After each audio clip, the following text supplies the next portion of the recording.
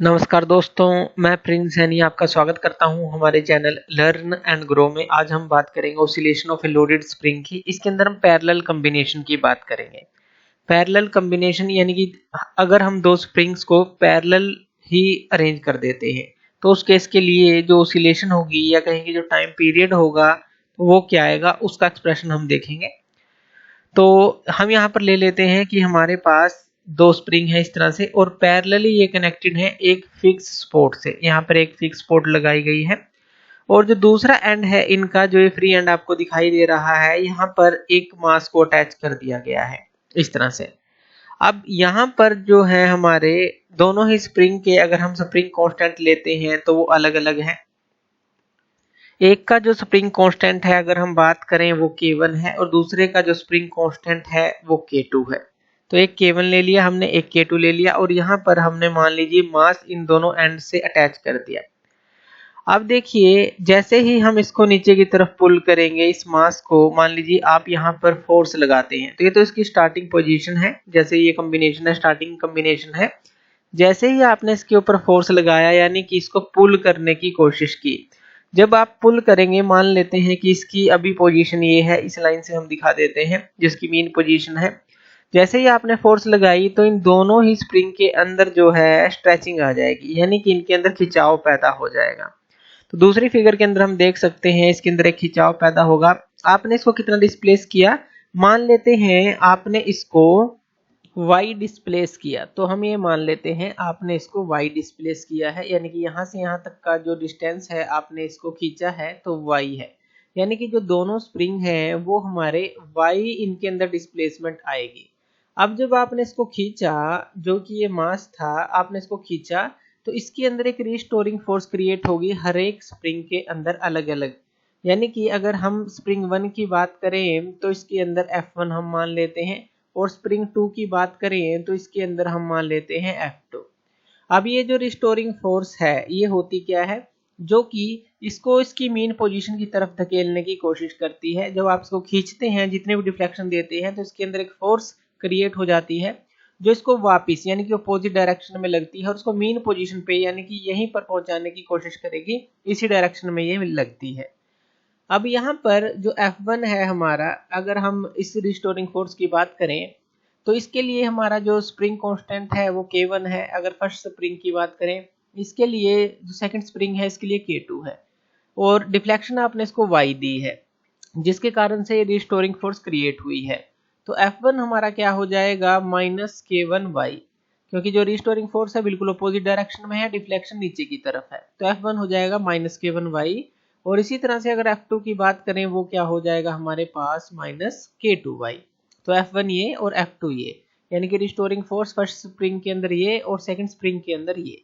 अगर हम total restoring force की बात करते हैं यानी कि कैपिटल F की हम बात करें तो ये दोनों का एडिशन हो जाएगा, क्योंकि अगर हम इसको खींच रहे हैं और इसको खींच रहे हैं एक ही बात है, यानी कि दोनों को ऐड कर देंगे जो ये रिस्टोरिंग फोर्स क्रिएट हुई है, F1 और F2। तो F1 प्लस F2 हमारी आ जाएगी जो टोटल रिस्टोरिंग फोर्स है, यानी कि F1 की वैल्यू को पुट करें K1 और y और माइनस K2y, यानी कि यहाँ पर अगर आप जो है y को कॉमन ले लेते हैं तो यहाँ पे ब्रैकेट में आ जाएगा K1 प्लस K2। तो ये आ जाएगा आपका, या K1 प्लस K2 y को आप यहाँ पर लिख सकते हैं, माइनस के अंदर ये आ जाएगा।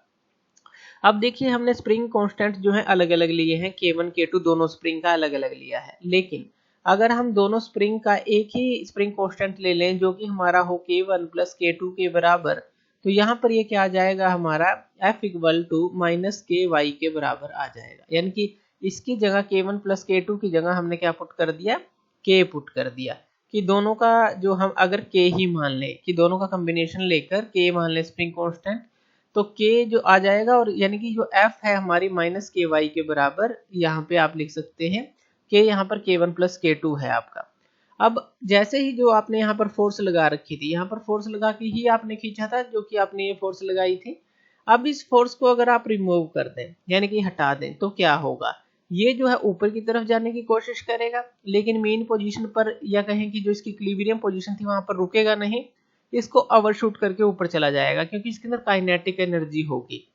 ये जो रिस्टोरिंग फोर्स है वो इसको काइनेटिक एनर्जी प्रोवाइड करेगी, एकदम से यहाँ रुक नहीं पाएगा, ऊपर जाएगा। फिर ऊपर से नीचे की तरफ आएगा। इस तरह से वो उसके अंदर एक सिंपल हार्मोनिक मोशन की स्थिति उसके अंदर पैदा हो जाएगी, या कहें कि एसएचएफ मोशन इसके अंदर क्रिएट हो जाएगा। तो जो टाइम पीरियड होगा, टाइम पीरियड का हमारे पास फॉर्मूला क्या होता है, वो होता है हमारा 2 पाई इनर्शिया फैक्टर डिवाइड बाय जो हमारा स्प्रिंग फैक्टर होता है, यही होता है।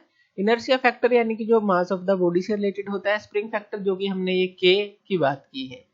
तो यहाँ पर ये जो फॉर्मूला है ये हमारा क्या बन जाएगा, 2 पाई इनर्शिया फैक्टर यहाँ पर क्या है, यानी कि जो mass of the body m, और ये क्या आ जाएगा हमारा जो स्प्रिंग फैक्टर है ये हमारा k1 प्लस k2 आ जाएगा, क्योंकि दो कॉम्बिनेशन की बात कर रहे हैं k1 प्लस k2। तो इस तरह से टाइम पीरियड का हमारा फॉर्मूला बनेगा। अब यहाँ पर आप एक केस ले सकते हैं, जैसे कि अगर k1 जो है यानी कि फर्स्ट स्प्रिंग का जो स्प्रिंग कांस्टेंट जो है, स्प्रिंग फैक्टर जो है k2 के बराबर हो जाए, यानी कि दोनों का सेम हो, तो आप इसको k लिख सकते हैं एक तरह से। तो यहाँ पर अगर आप k पुट करते हैं, k1 की जगह भी k और k2 की जगह भी k पुट करते हैं, तो यहाँ पर ये फॉर्मूला हमारा किस तरह से रिफॉर्म हो जाएगा, ये हो जाएगा m/2k।